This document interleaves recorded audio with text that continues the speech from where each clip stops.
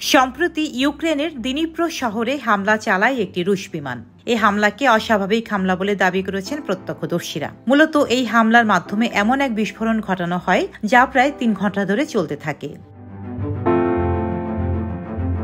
ইউক্রেনীয় কর্মকর্তারা রাশিয়ার সামরিক বাহিনীর এই ক্ষেপণাস্ত্রটিকে আন্তঃমহাদেশীয় ব্যালিস্টিক ক্ষেপণাস্ত্রের সঙ্গে তুলনা করেছেন। তবে পশ্চিমা কর্মকর্তারা এই অভিযোগ অস্বীকার করেন। তারা বলেন, এ ধরনের হামলা হলে যুক্তরাষ্ট্র পারমাণবিক সতর্কতা জারি করত এবং তার দাবি, এভাবে হামলা চলতে থাকলে তৃতীয় বিশ্বযুদ্ধের শঙ্কা তৈরি হতে পারে।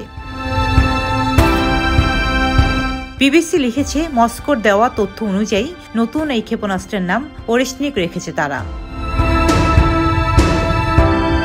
যুক্তরাষ্ট্র ও যুক্তরাজ্যের সরবরাহ করা ক্ষেপণাস্ত্র দিয়ে রাশিয়ার মূল ভূখণ্ডে ইউক্রেনের হামলা চালানোর উত্তর দিতে শব্দের চেয়ে দ্রুত গতিতে চলতে সক্ষম এই ক্ষেপণাস্ত্র নিক্ষেপ করা হয়েছে।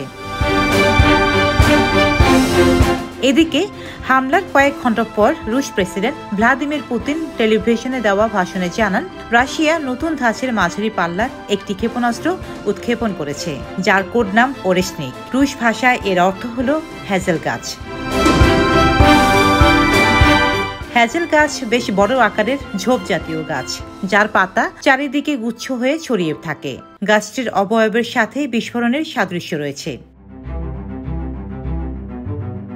এদিন প্রেসিডেন্ট পুতিন বলেন, ক্ষেপণাস্ত্রটির শব্দের গতির 10 গুণ, অর্থাৎ প্রতি সেকেন্ডে 2.5 থেকে 3 কিলোমিটার গতিতে চলেছে। বর্তমানে এই অস্ত্রটি প্রতিহত করার কোনো উপায় নেই। যুদ্ধ পরিস্থিতিতে এই ক্ষেপণাস্ত্রটির পরীক্ষা চলতে থাকবে।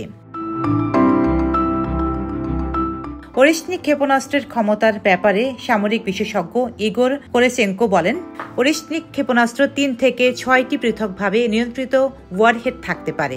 ইউক্রেনে ব্যবহৃত ওয়ারহেডগুলো প্রচলিত ছিল, তবে এটি পারমাণবিক ওয়ারহেড বহনে সক্ষম। ক্ষেপণাস্ত্রটি সমসাময়িক রুশ ক্ষেপণাস্ত্র প্রকৌশলের এক অনন্য সৃষ্টি বলে মন্তব্য করেন তিনি।